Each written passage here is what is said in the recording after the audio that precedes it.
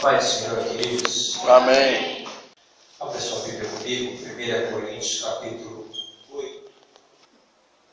Diz assim: com respeito aos alimentos sacrificados aos ídolos, sabemos que todos temos conhecimento.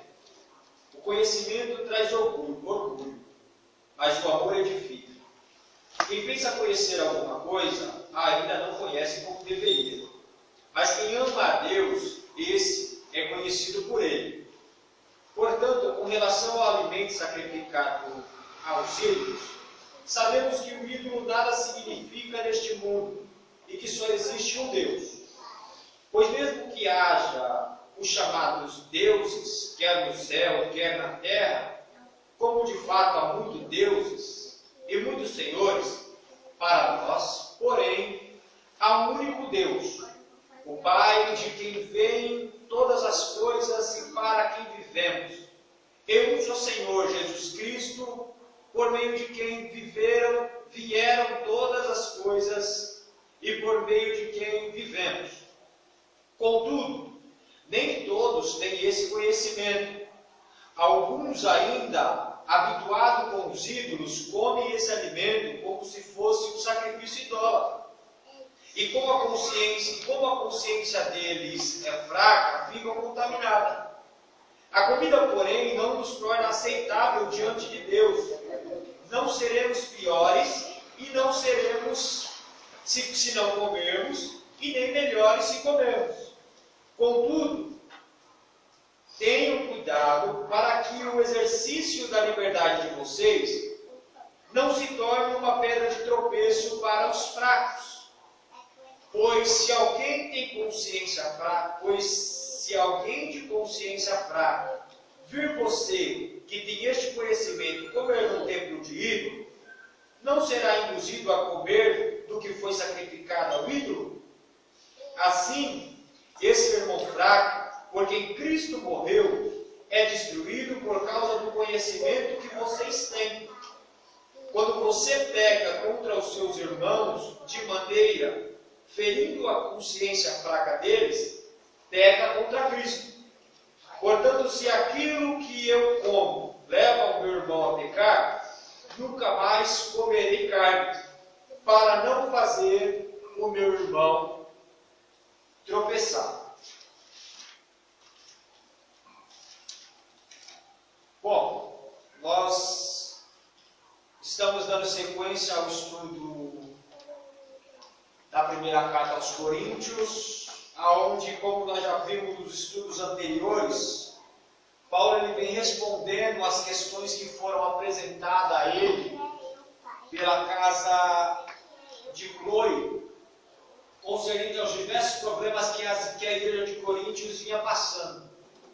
E Paulo, com a preocupação de auxiliar a igreja em suas questões e os seus problemas, ele escreve essa carta para dar direção e para corrigir os problemas que estavam havendo naquela igreja. E quais eram os problemas que já foram tratados? Irmãos, lembram? Quais foram os problemas que já foram tratados? Pecado, né? Sexuais e problemas Isso é importante, irmãos, a gente anotar para que a gente guarde, e até mesmo quando nós chegarmos em casa, nós lembremos com mais calma, porque às vezes aqui, devido ao tempo, a gente passa corrido e passa muito superficial. E é isso mesmo, do capítulo 1 ao 4, Paulo ele vem tratando sobre a divisão que estava havendo dentro da igreja, entre os irmãos. O capítulo 5, Paulo vem tratando sobre a imoralidade dentro da igreja. No capítulo 6, ele vem tratando sobre processo contra os irmãos, onde alguns irmãos estavam levando outros à justiça e com isso trazendo escândalo para a igreja. E no capítulo 7, Paulo vem tratando sobre casamento, vida conjugal, familiar e por aí vai. E hoje nós vamos trabalhar mais uma problemática, ou observar mais uma problemática que a igreja de Corinto estava enfrentando, que era a questão da carne sacrificada aos ídolos. Era o problemas para eles. Poderia comer, não poderia comer, era pecado, não era pecado. Eles queriam ter e saber qual era a resposta do apóstolo Paulo concernente a isso, concernente a essa questão. E esse capítulo 8, a qual nós lemos, Paulo vai tratar sobre a liberdade cristã, sobre a liberdade do cristão. Mas vale lembrar e vale a gente adentrar algumas coisas importantes para que nós venhamos entender todo o contexto do que Paulo está falando aqui. Porque o texto em si é complicado. Eu mesmo, quando li, me deu meio que um nó na cabeça. Eu falei, eu acho que Paulo, quando ele escreveu isso aqui, acho que ele não estava muito bem, não. Mas aí depois eu entender o contexto, e lendo o contexto, foi que eu consegui compreender. E vale lembrar que a cidade de Corinto, ela era uma cidade totalmente idólatra e totalmente pagã. Eu anotei algumas coisas aqui. Corinto ela era uma importante cidade da Grécia e a capital da província romana Acaia, onde a sua posição geográfica favorecia muito os comércios, a cultura, os esportes e principalmente as religiões pagãs. Se nós olharmos e analisarmos a história da cidade, em Corinto havia muito templo dedicado aos deuses gregos romanos, aonde dentre eles, já foi falado na lição passada, destacava-se o templo de Afrodite. E esse templo ele ficava localizado num lugar chamado Acrocorinto, que era uma montanha muito alta, que ela dava uma visibilidade muito grande para toda a cidade. Então quem chegava na cidade, a primeira visão que eles tinham quando eles olhavam era o templo da deusa Afrodite. E esse templo ele tinha mais de 1000 sacerdotisas que se dedicavam à prostituição religiosa. O pastor Felipe frisou isso na lição passada. E as festas dedicadas a esses deuses, a esses demônios, eram repletas de músicas, orgias, bebida e excesso de todos os tipos de sujeiras e depravações que poderiam existir. Só que se nós fizermos uma análise bíblica, nós perceberemos que essa questão da idolatria, de se flutuar a deuses, divindade, essa questão de rituais, de sacrifícios a deuses pagãos, era algo muito forte nos tempos antigos, era algo que predominava nos tempos antigos, era algo que estava enraizado na cultura do povo antigo. Mas esse assunto em específico era muito importante para os cristãos da igreja de Corinto. Era tão importante para eles que Paulo vai escrever 3 capítulos referente a isso. Capítulo 8, 9 e 10 vai falar sobre a mesma coisa. Era muito importante. Só que não somente para os cristãos de Corinto esse assunto era importante, mas para outros cristãos também, para outras igrejas, para outras pessoas da época antiga. Se nós olharmos e nós lemos, se você quiser anotar aí, e depois você confere, lá em Atos capítulo 15, o Concílio de Jerusalém, após uma discussão, após uma reunião, eles vão, após uma briga que estava havendo entre os judeus e os gentios, tem que se circuncidar, não tem que se circuncidar, se não for circuncidado não é aceito. Após uma discussão e após uma conversa, eles decidem que, eles chegam à conclusão que não era necessário os gentios submeterem ao rito de serem circuncidados ou não. Para eles isso não fazia diferença. Mas o que ele vai frisar, e ele vai dizer, era que eles deveriam se abster-se das relações sexuais ilícitas, das coisas sacrificadas aos ídolos e das carnes de animais sufocadas e sangue. Então você percebe que lá em Atos capítulo 15, esse problema aqui da igreja de Corinto já era também um problema. Se a gente for lá para o livro de Apocalipse, lá nas cartas da igreja, das 7 igrejas da Ásia Menor, nos primeiros capítulos do Apocalipse, João escrevendo, a gente vai observar que esse assunto também era importante para a igreja de Tiatira e para a igreja de Pérgamo. Quando lá em Apocalipse 2,14, vai dizer assim, ó, tenho todavia contra ti algumas coisas. Pois que tens aí os que sustentam a doutrina de Balaão, o qual ensinava a Balaque a armar ciladas diante dos filhos de Israel, para comerem coisa sacrificada aos ídolos e praticarem prostituição. Essa era a advertência de Deus para a igreja de Pérgamo. Se a gente vai lá para Apocalipse 2,20, vai dizer assim, ó, tenho porém contra ti o tolerares essa mulher Jezabel, que a si mesmo se declara profetisa. Não somente ensina, mas ainda seduz os teus servos a praticarem a prostituição e a comerem coisas sacrificadas aos ídolos. Essa era a advertência de Deus para a igreja de Tiatira, ou seja, as duas igrejas eram geralmente fiéis, mas a tolerância, a imoralidade e a comer coisa sacrificada a ídolos foi um problema também que surgiu no meio dessas duas igrejas, aonde Deus veio advertir essas igrejas e mostrando para ele qual era o problema que havia nela.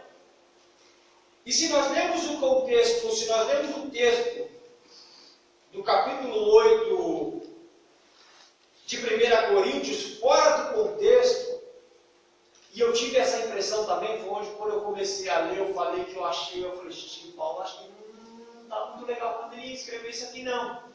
Nós vamos ter a impressão de que o apóstolo Paulo pensava que comer as carnes sacrificadas aos ídolos não era algo tão importante assim.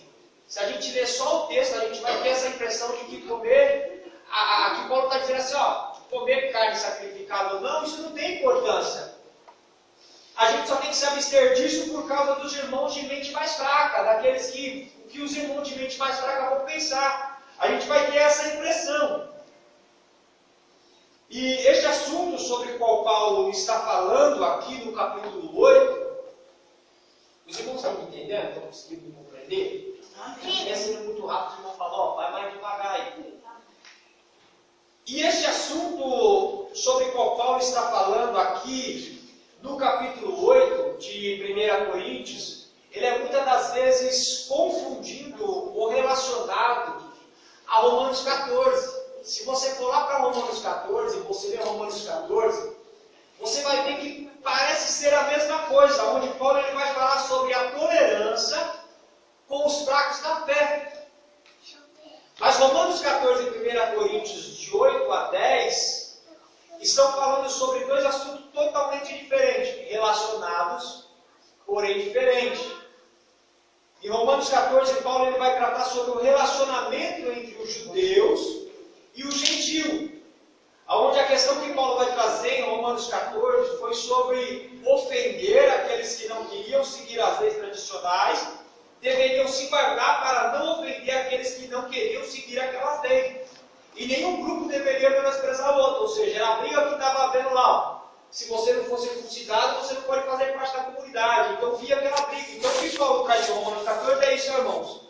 Não pode haver essa briga entre vocês, não pode haver esse problema entre vocês. Então essa era a temática que Paulo estava trazendo em Romanos 14. Agora quando a gente entra em 1 Coríntios, capítulo 8, Paulo ele vai tratar sobre a arrogância e a falta de maturidade de um grupo de pessoas, de cristão, que pensava que sabia de tudo, que pensava que por ter conhecimento avançado teologicamente, porque tinha um conhecimento bíblico avançado, porque tinha um estudo mais avançado do que os outros, se vangloriava na sua sabedoria.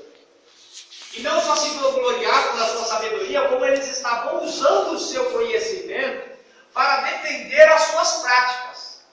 Eles estavam pegando aquilo que eles conheciam Eles estavam pegando todo o seu conhecimento e eles estavam usando para defender aquilo que eles estavam praticando. E não só fazendo isso, mas eles estavam menosprezando aqueles que não tinham o mesmo conhecimento. Eles estavam colocando de lado aqueles que não tinham a mesma intelectualidade, ou seja, eles tinham uma falta de maturidade. Eles tinham conhecimento? Sim, eles tinham conhecimento. Eles eram aprofundados no seu conhecimento? Sim, eles eram aprofundados no conhecimento. Mas a falta de maturidade que eles tinham estavam fazendo com que os conhecimentos deles não valessem de nada. Porque além deles estarem praticando coisas erradas, eles estavam usando a Bíblia, o seu conhecimento, para defender aquilo que eles estavam fazendo. E aí no capítulo... E agora Paulo ele vai começar, desde o versículo 1, a construir o seu argumento. E ele só vai chegar à conclusão desse argumento, ele só vai chegar a finalizar esse argumento lá no capítulo 10. Que é a finalização de quando ele vai fechar e concluir o assunto que ele começa. E no capítulo 10... de 1 Coríntios, versículo 20 a 22, Paulo ele vai dizer assim, antes, digo que as coisas... E aí quando a gente lê esse versículo, a gente já vai ver que quebra totalmente a ideia de que Paulo ele é contra realmente ao que eles estavam praticando. 1 Coríntios 10, versículos 20 a 22, ele vai dizer assim, antes, digo que as coisas que eles sacrificam, é a demônios que sacrificam e não a Deus. E eu não quero que vocês que vós torneis associados aos demônios. Não podeis beber do cálice do Senhor e o cálice do demônio. Não podeis ser participantes da mesa do Senhor e da mesa do demônio. Ou provocaremos os zelos do Senhor? Somos acaso mais forte que Ele? Então a primeira coisa que nós devemos lembrar e entender, quando nós temos o capítulo 8, é esse. Paulo é absolutamente, firmemente oposto à ideia que os cristãos de Corinto poderiam conscientemente comer comida sacrificada ao ídolo. Especialmente se essas festas ou se essas atividades acontecessem dentro dos templos dos ídolos. Claro que se eles fizessem isso sem conhecimento, se eles fizessem isso sem entendimento, e Paulo vai falar sobre essa questão lá no capítulo 10, não teria problema. Mas sendo consciente do que eles estavam fazendo, eles estavam errando. Então, por que este assunto ele era tão importante para os cristãos de Corinto? Por que Paulo teve que escrever 3 capítulos para tratar sobre este assunto? Vamos lá. Primeiro a gente precisa lembrar e precisa entender um pouco da cultura do povo da igreja de Corinto. Nem todos os cristãos de Corinto, nem todos os que faziam parte da igreja eram ricos. Nem todos os cristãos de Corinto eram respeitados pela sociedade ou aos olhos do mundo. Mas alguns dos que ali estavam eram. E esses que eles eram conscientes de status, eles eram preocupados com o seu lugar na sociedade, ou seja, eles eram preocupados com visibilidades. Eles eram preocupados com o seu lugar dentro da sociedade. Eles eram, eu achei uma palavra aqui, eles eram ativistas sociais. O que é isso? É alguém que determina triunfar ou chegar a qualquer lugar, independente de se estiver prejudicando o outro ou não. É mais ou menos assim, eu, Bruno, quero alcançar alguma coisa, independente se eu tiver que derrubar o pastor David, o pastor Paulo, a irmã Maria, nada, eu não estou nem aí, eu vou conquistar. Eles eram assim, eles agiam assim. Independente de eles trazerem prejuízo para outros ou não, ou seja, era o que eles estavam praticando. Eles iam nas festas, aos templos, eles participavam das festas nos templos, eles participavam de tudo aquilo que era oferecido, comiam a carne oferecida aos ídolos, participavam de tudo que era oferecido ali, sem se importar de que eles estavam trazendo escândalo para os irmãos mais fracos e deixando eles confundidos. Eles estavam praticando tudo isso, eles iam aos templos dos ídolos, eles sentavam nas mesas, eles comiam ali, eles participavam dos sacrifícios.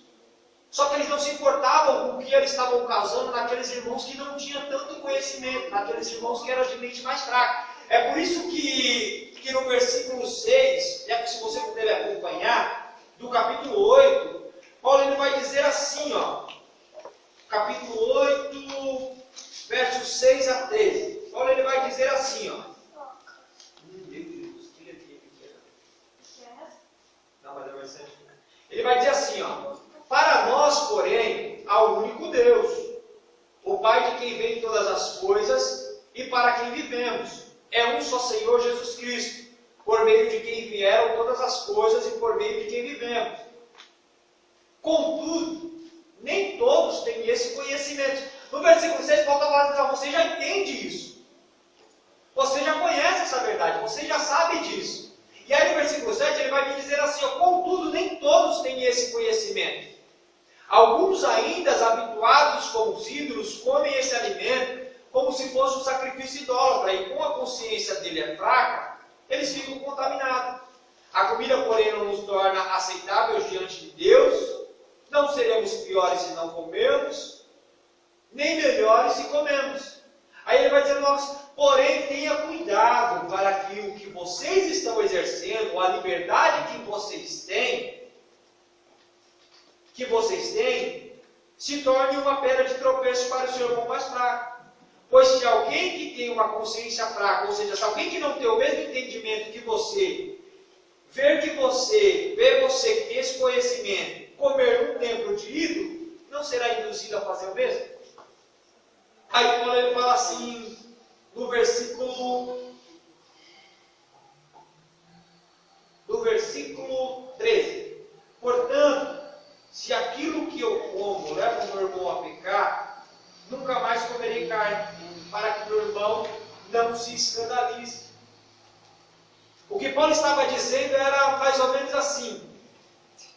O que Paulo estava dizendo era ainda que o conhecimento deles, o que eles estavam fazendo, que ainda que o conhecimento deles, no entendimento deles, o que eles estivessem fazendo era certo, mas estava fazendo com que os outros irmãos viessem a errar, viessem a se perder, estava causando escândalo para aqueles irmãos de mente mais fraca, de menos conhecimento. Paulo estava dizendo assim, se ainda que isso que vocês estão fazendo, no conhecimento de vocês, você entende que é certo, mas está levando o seu irmão a errar, a pecar, para. Não faça. Deixa isso de lado. Não faça mais isso. Não faça mais isso. Esqueça isso, deixa isso, porque você está fazendo o seu irmão pecar. Só que esses irmãos de Corinto não estavam se importando com o que o outro ia pensar, com o que o outro ia falar, não estavam se importando com que se o irmão mais fraco ia padecer ou não, se ele ia voltar para o templo e ia começar a praticar o que ele praticava ou não. Não, eles não estavam preocupados com isso. A preocupação deles e o que eles queriam era fazer parte da alta sociedade. O que eles queriam era ser respeitados, eram ser admirados financeiramente, eram ser bem-queridos socialmente. O que eles queriam era fazer parte da alta elite, do hall social. Só que para eles participarem, fazerem parte do alto nível da sociedade, havia um preço. Existiam algumas coisas que eles teriam que fazer. E uma dessas atividades, que era uma atividade considerada bem importante para eles, era a participação das festas que aconteciam nos templos dos ídolos de Corinto. E só existia uma maneira que um coríntio era convidado a participar de uma refeição como essa. Se ele fosse de algum clube ou sindicato. Aí sim ele seria convidado a participar desses eventos sociais. Ou daqueles eventos que a sociedade oferecia.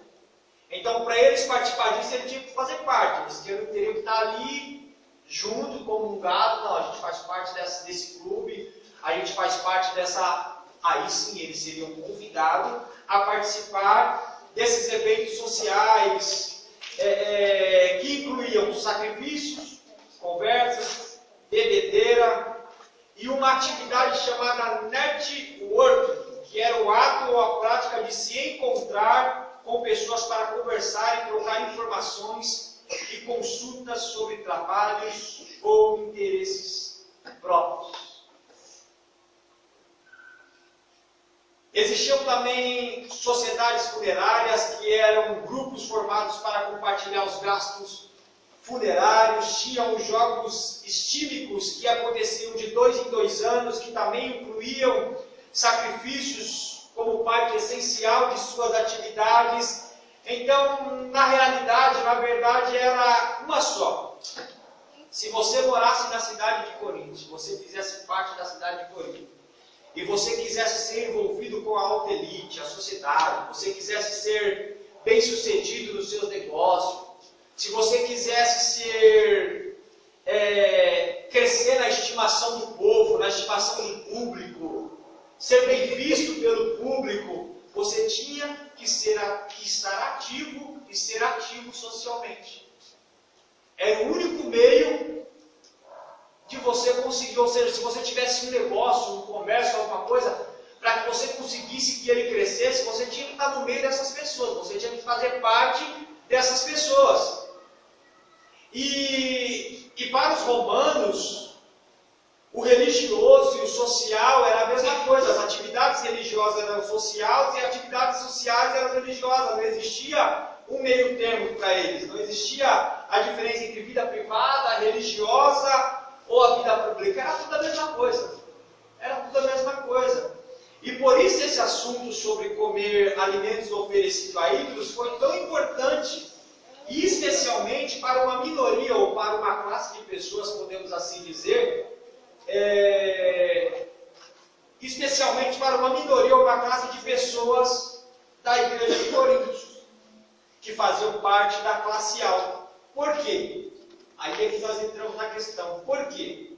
Porque se eles rejeitassem os convites para as festas do templo, se eles deixassem de participar das festas que eram oferecidas aos ídolos dos templos, eles seriam excluídos das cenas sociais da cidade e de todos os benefícios que eles ofereciam.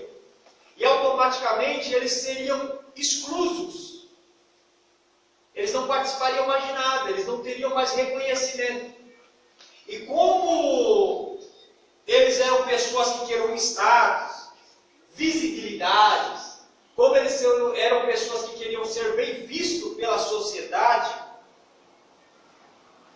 seria difícil para eles abandonar isso. Seria difícil para eles deixar isso. Por quê? Porque eles queriam permanecer cristãos, fazer parte da comunidade, mas sem se envolver com a elite, com os da alta sociedade e as suas práticas. É por isso que Paulo ele vai escrever, lá no texto que nós lemos, de 1 Coríntios 10, e o verso 21, ele vai dizer assim, ó: não podeis beber do cálice do Senhor e o cálice dos demônios. Não podeis ser participante da mesa do Senhor e da mesa do demônio. Paulo está dizendo assim para ele, assim, ó, vocês não podem querer fazer parte das coisas de Deus e das coisas que o mundo lá, que eles lá estão oferecendo. Não tem como vocês ficarem em cima do muro. O que Paulo estava dizendo para eles mais ou menos era isso. Não tem como vocês ficarem em cima do muro. Não tem como vocês ficarem divididos. Ou vocês são, ou vocês não são. Ou vocês fazem parte da igreja, ou vocês fazem parte das coisas de Deus, ou vocês fazem parte das coisas do demônio lá, que vocês estão fazendo. O que Paulo estava dizendo para ele é mais ou menos o que Josué diz lá no capítulo 24 e no verso 15. Escolhe aí quem vocês querem servir, se é ao Deus do seu pai, se é aos deuses dos amorreus. Se parece bem para vocês não servir ao nosso Deus, então escolhe o Deus que você quer servir. Era mais ou menos isso. Mas Josué vai dizer assim, mas eu e a minha casa vamos servir ao Senhor.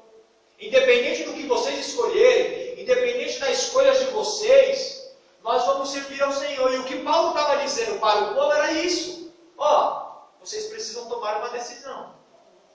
Ficar lá e cá não tem como. Ficar em cima do muro não tem como. E se nós observarmos, se nós olharmos, essa é uma realidade que nós, como cristãos, vivemos nos dias de hoje. Se nós olharmos e fazermos uma análise hoje no meio cristão, existem pessoas que estão dentro da igreja que ainda não se decidiram, essa é a verdade, não se decidiram. Não tomaram uma postura, não tomaram uma posição. Você vê ela um tempo na igreja, depois você vê ela um tempo fora da igreja.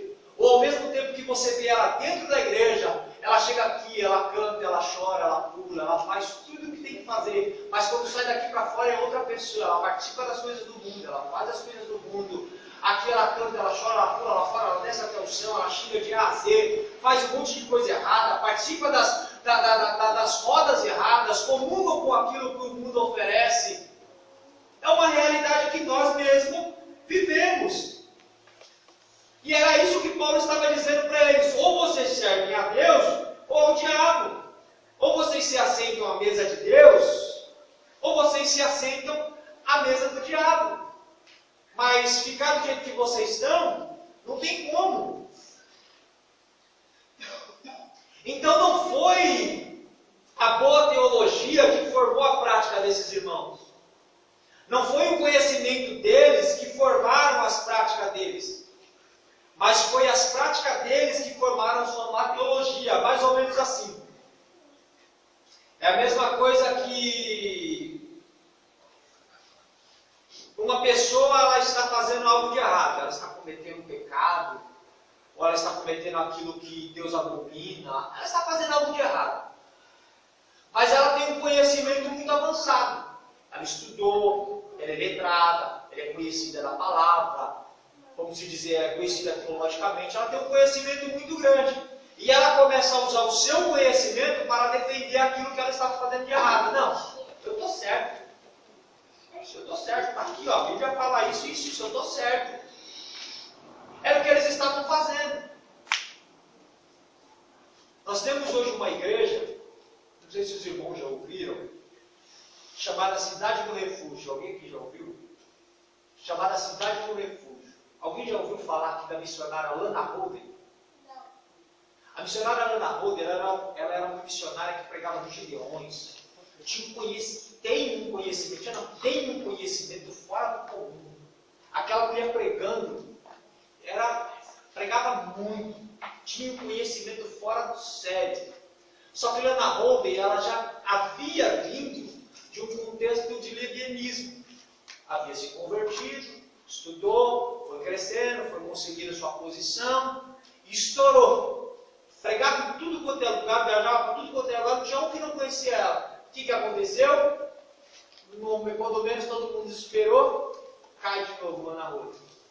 Nessa que ela cai, ela casa com a mulher do pastor da igreja que ela era, e juntos elas formam essa igreja, que é no centro da cidade de São Paulo, chamada Cidade do Refúgio. Que é a igreja que hoje é conhecida como... Nossa, esqueci o nome, que tem até uma na Paulozinho lá já tem até uma na Paulozinho. Inclusiva. A igreja é chamada Inclusiva. Vamos incluir todo mundo, independente do que ele seja, independente do que ele não seja, vamos incluir todo mundo. E aí ela abriu essa igreja. E hoje ela defende, pelo conhecimento que ela tem, que o que ela faz e que as práticas que eles fazem é certo. Ela pega na Bíblia. Se você entrar lá na internet, depois você coloca lá as pregações da igreja dela, está aqui, ó. Ela pregando a Bíblia, ela falando da Bíblia, porque Deus não sei o quê, defendendo as práticas errôneas deles aqui dentro. Ou seja, tem conhecimento, tem entendimento, mas usa de maneira errada.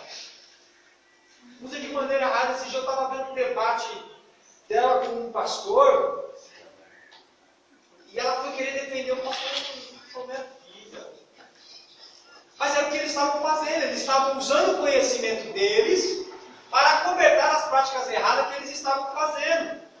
E talvez eles tenham entendido, eles usavam o ensino de Paulo sobre a comida num contexto diferente, para justificar as atividades que eles estavam fazendo. Porque, afinal, Paulo havia falado coisas como: quem come, não despreza quem não come. E o que não come, não julga o que come. Porque Deus escolheu a todos. Romanos 14:3. Eles sabiam essas coisas, eles tinham conhecimento dessas coisas, eles eram fortes, eles tinham direito, como Paulo vai dizer lá no capítulo 9, o verso 4, eles reivindicaram os seus direitos pessoais para poder fazer o que queriam, como queriam, para fazer qualquer coisa. Mas uma vez que eles se desviaram e apelaram para as filosofias gregas, para os seus pensamentos individualistas, para a racionalização egoísta do que eles estavam fazendo, se esqueceram de que existia próximo deles alguns que eram fracos e que não tinham tanto conhecimento, que não tinham a mesma capacidade intelectual que eles erraram. Eles começaram a cair em descrédito. E mais uma vez nós vemos a arrogância desses irmãos. E mais uma vez nós vemos a arrogância desses irmãos, a falta de maturidade desses irmãos, quando Paulo ele cita a sua reclamação no capítulo 8 e no verso de número 1, quando ele vai dizer assim: ó, todos somos senhores do saber, porque todos nós temos esse saber. Ou seja, esses irmãos eles estavam dizendo assim: podemos comer qualquer comida oferecida a ídolos e não experimentaremos problema nenhum. Porque nós sabemos, como Paulo diz lá no versículo 4, o ídolo não é nada, não significa nada de si mesmo, não é nada no mundo, e que é um só Deus e nós adoramos ao Senhor. Então, por que a gente tem esse entendimento que só existe um Deus, só existe um Senhor, e que, como Paulo diz, os ídolos não significam nada, então por que a gente tem que se privar das oportunidades que precisamos para crescer na vida, para avançar? Por que nós temos que se privar de desfrutar dos status que nós merecemos? Ou seja, de uma forma mais clara, eles estavam dizendo assim: nós sabemos que há um só Deus, nós adoramos a esse Deus, então podemos comer a carne sacrificada aos ídolos e continuar com a nossa vida social, participando da sociedade, do que a sociedade oferece. Na verdade, o apóstolo Paulo diz: os ídolos não representam nada. Então, se nós olharmos bem a fundo mesmo, se nós começarmos a ler o texto, nós iremos perceber que a questão aqui do capítulo 8 não era a questão de comida. Não era a questão da carne sacrificada ao ídolo ou não. Não era a questão do alimento ou não. Mas era, na verdade, uma questão de prestígio, foi uma questão de prestígio pessoal, de glória pessoal. Foi uma questão que eles arrumaram, ou um argumento que eles arrumaram, para que eles pudessem continuar vivendo nas práticas que eles já viviam antes.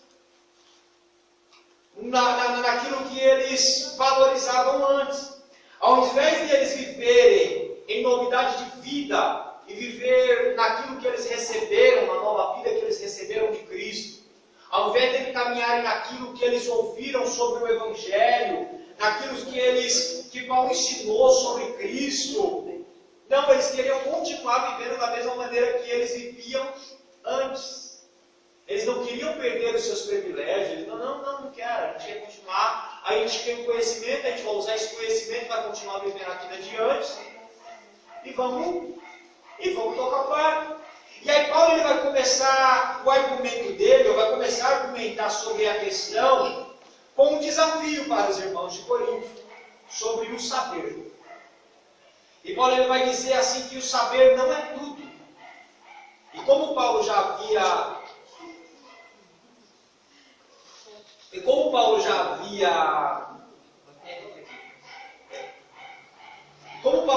avisado os coríntios, lá no capítulo 4, no verso 6, dizendo assim, ó, não ultrapasseis o que está escrito, a fim de que ninguém se ensoberbeça a favor de um em detrimento do outro. E é aqui que Paulo ele vai mostrar para eles qual era a fonte de todo o problema que estava acontecendo aqui. É aqui que Paulo vai mostrar para ele qual era a questão de tudo que estava acontecendo aqui. E Paulo vai mostrar para eles que o problema aqui era o orgulho sobre o saber.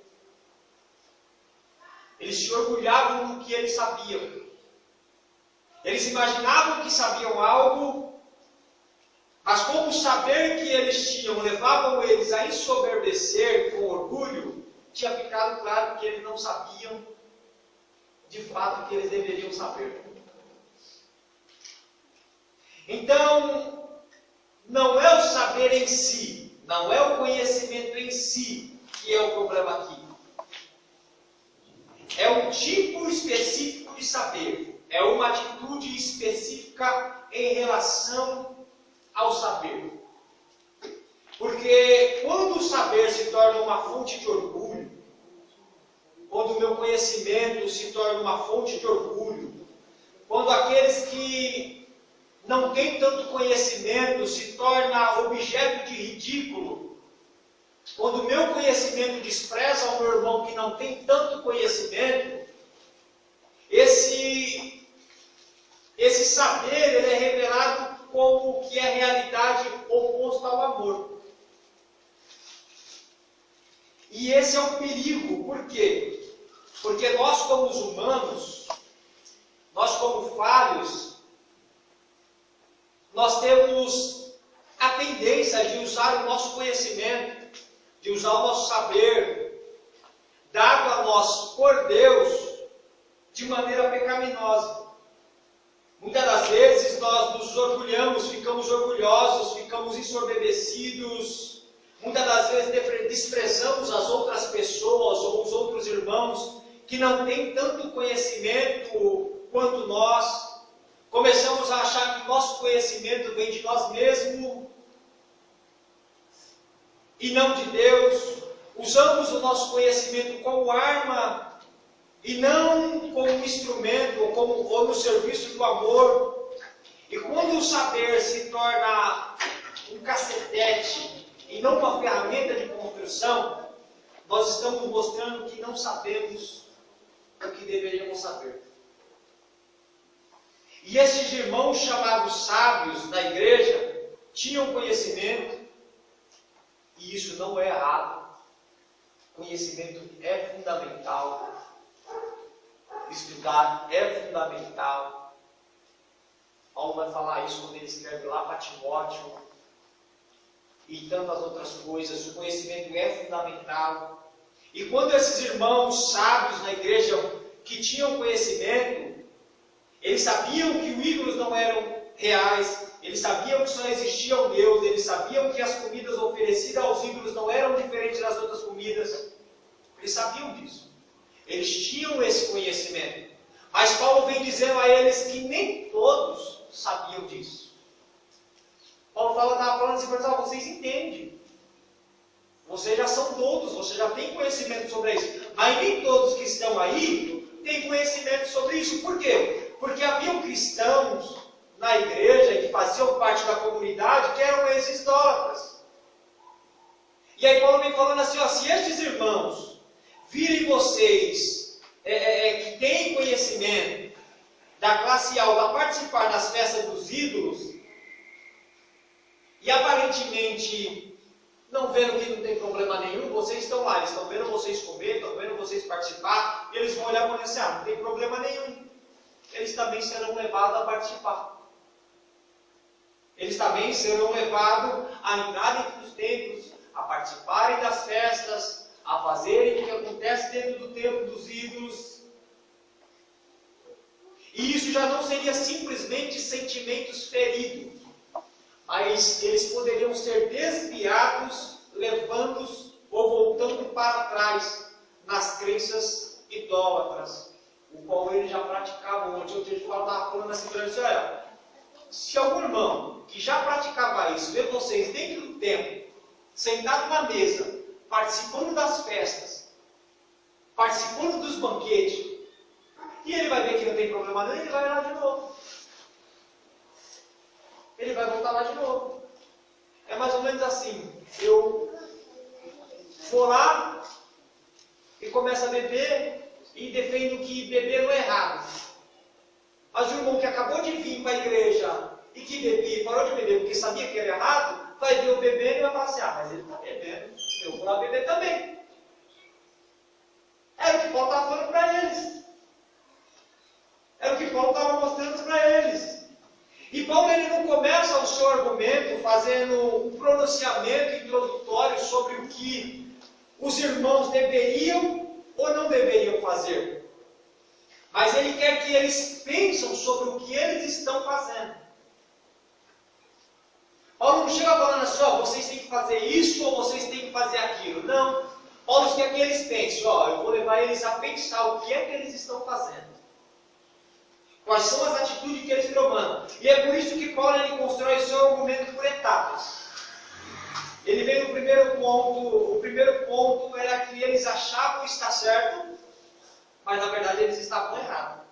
E o segundo ponto era que Paulo vem trazendo, era que eles precisavam pensar em como as escolhas dele e as atitudes deles poderiam afetar os outros e levar outros a errarem também. E ele deixa isso bem claro no versículo 11, quando ele diz assim: assim, por causa do seu conhecimento ou do seu saber, perece o irmão fraco, pelo qual Cristo morreu. É como se Paulo estivesse dizendo assim: vocês, no orgulho de vocês, têm a sua própria força. No orgulho de vocês, vocês têm o seu próprio conhecimento. E vocês estão dispostos a enviar o seu irmão para o inferno por causa de uma refeição no templo de um ídolo? Aí Paulo vem falando assim, para com esse egoísmo, pense nos outros. Considere as atitudes de vocês dentro da comunidade. Não pense somente nos seus próprios desejos, nos seus próprios direitos. Se vocês continuar a participar dessas festas que vocês estão participando, se vocês continuar participando dessas festas de ídolos, vocês estão pecando contra os seus irmãos. Pessoas pelo qual Cristo deu a sua própria vida. E quando vocês pecam contra eles, você está pecando contra Deus. Paulo está falando assim, vocês estão levando seus irmãos a pecar, a errar. E quando vocês estão levando seus irmãos a pecar, vocês estão pecando contra Deus. Então, ainda que vocês, no seu conhecimento, vocês acham que está certo, não, vocês estão errados e vocês estão pecando. Porque vocês estão levando o outro a pecar. Vocês estão levando o outro a errar. E claro que aqui, o que estava em jogo era muito mais do que uma refeição. Porque quando Paulo começa a argumentar e a bater de frente com esses irmãos, Paulo vai dizer para eles que eles deveriam não só se absterem dos alimentos, das coisas que os ídolos, da comida que era oferecida aos ídolos. Aqui Paulo não está falando para eles assim, não foi uma questão de evitar de ir numa churrascaria 2 vezes por semana, não. Essa não era a questão. O que Paulo exigiu deles, e o que Paulo estava pedindo e exigindo deles, era que eles deveriam estar dispostos a abandonar tudo que acompanhava aquela comida de ídolos, e não apenas só a comida, mas os prestígios, a fama, a popularidade, tudo aquilo que a sociedade oferecia, os negócios, o dinheiro, as riquezas, tudo. Isso significa que eles deveriam estar dispostos a abandonar os seus relacionamentos comerciais por causa dos seus irmãos. Eles deveriam estar dispostos a abandonar a ideia de avançamento social por causa dos seus irmãos.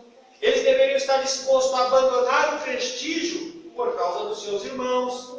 Eles deveriam estar dispostos a perder a sua reputação por causa dos seus irmãos. a sua riqueza, a sua glória, a admiração dos outros. Tudo isso por causa dos seus irmãos. Eles deveriam estar dispostos a enfrentar o ridículo, a exclusão, a marginalização, que eles enfrentariam porque eles recusariam os convites para participar das festas dos ídolos. Tudo isso por causa dos seus irmãos. É a mesma coisa que eu abrir mão de tudo, aquilo que causa escândalo para o meu irmão e que vai fazer ele pecar, ainda que eu acho que aquilo seja certo. Ainda que no meu conhecimento, na minha liberdade, eu acho que aquilo seja correto, que aquilo não esteja errado, que aquilo não seja algo errôneo. Mas para não ferir o meu irmão e não fazer com que o meu irmão caia, se desvie, não fazer com que o meu irmão se perca, não, eu abro mão. Eu abro mão, eu deixo quieto, eu não vou fazer mais. Porque senão eu vou levar o meu irmão a pecar. O que eles deveriam fazer era seguir o exemplo de Jesus. Porque foi isso que Jesus fez. Se nós vemos lá Filipenses 2, versos 6 a 8, vai dizer assim, ó, pois ele, subsistindo em forma de Deus, não julgou como usurpação ser igual a Deus, antes, a si mesmo esvaziou-se, assumindo forma de servo, tornando-se semelhança de homens e reconhecido em figura humana. A si mesmo se humilhou, tornando-se obediente até a morte e a morte de cruz. Paulo deixa claro para aqueles irmãos, para que eles deixassem tudo, cada direito, cada poder, cada autoridade, cada capricho, toda a sua sabedoria, e seguisse o exemplo de Cristo, por causa dos seus irmãos. Porque Cristo, quando ele veio ao mundo, ele se despiu de tudo, para que se fez igual a nós, como nós, para morrer por nós, para que hoje nós pudéssemos estar aqui. E na mesma passagem, em Filipenses 2, ele vai dizer, devemos não olhar cada um para o que é seu, mas também para o que é do outro. Nós temos a mente de Cristo. Ele exemplificou isso quando esvaziou-se a si mesmo, tomando a forma de servo, tornando-se semelhante aos homens, e ele fez isso não somente para mim, mas para os meus irmãos. Foi isso que Cristo fez. Agora, como nós podemos imaginar que não devemos imitar a Cristo, quando as coisas que nós devemos abandonar não são nada comparado ao sacrifício que Ele fez por nós?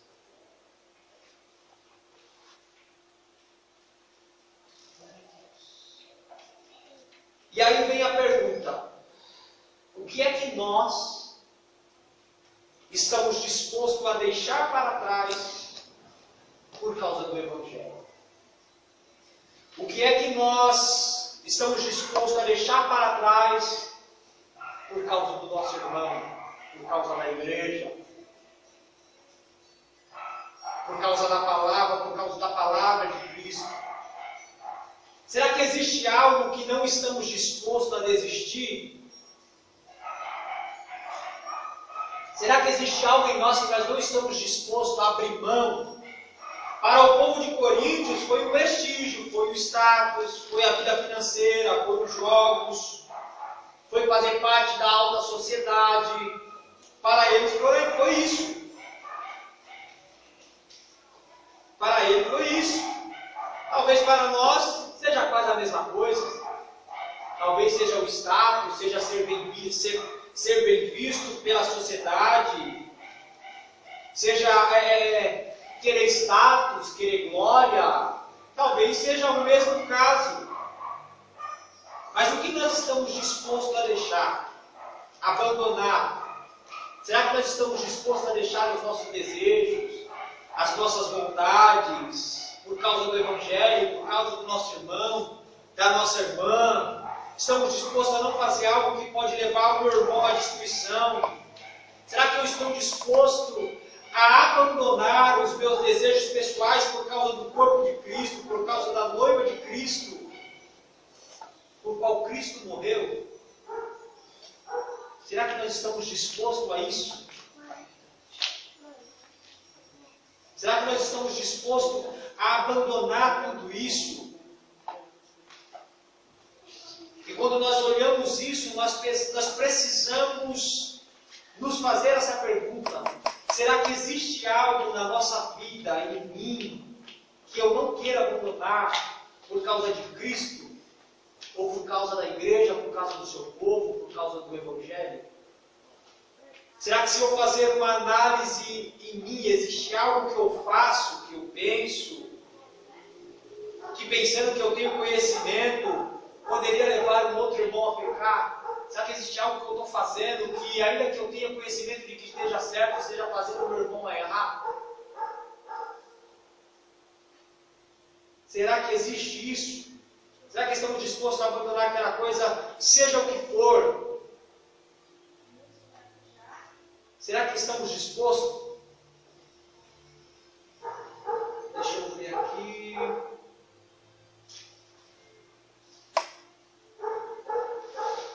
E aí Paulo ele vai concluir esse capítulo dizendo o seguinte: se a comida fizer tropeçar meu irmão, nunca mais comerei carne, para não servir de tropeço ao meu irmão. Já estou encerrando. Para não servir de tropeço ao meu irmão. Paulo aqui ele não está escrevendo sobre carne, sobre oferta a ídolos. Ele está escrevendo sobre uma parte da vida indiferente, ou seja, para mim faz diferença. Alguém está privado aí. Está fervoroso aí. Uma vida diferente, uma atividade não má em si, mas uma atividade que é de fato saudável, quando feito em moderação.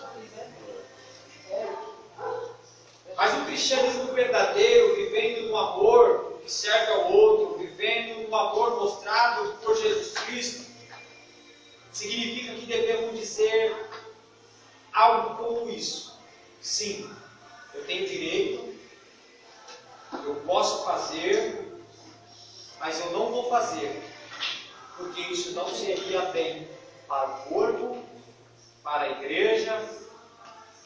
E se significa não trazer uma coisa, e se eu olhar e ver que eu vou fazer alguma coisa que não vai ter benefício, não vai trazer benefício nenhum para o corpo, então, para que eu vou fazer? Só para mostrar que eu tenho conhecimento, eu sei fazer, e para me vangloriar do meu conhecimento?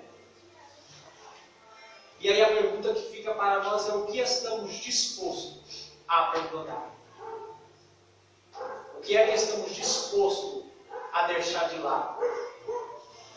A falta de maturidade desses irmãos, a falta de discernimento desses irmãos, estavam fazendo com que eles estavam levando outros a errarem, outros quem sabe, a se desviarem.